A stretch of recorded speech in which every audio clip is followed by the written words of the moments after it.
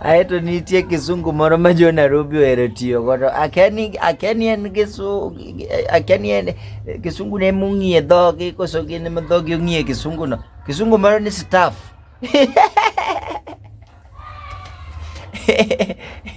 Hiyo staff, an staff mang'eny mana mar gine staff kopogore gi staff mar staff room. Staff moro miwinjo ni ng'ato tinde winjo maber, ng'ano dak kama songo dak staff.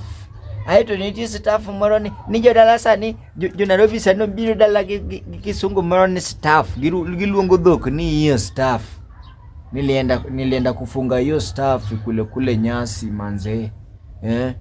Ikikuwa kubwa nitapeleka kwa kina mama. Ingeni janyuol be winjo penjo ne yawa. To nyathini mana ng'oma staff midwa ted mena dala wani. Kare iwuoyo we winj. Mama kare en demne.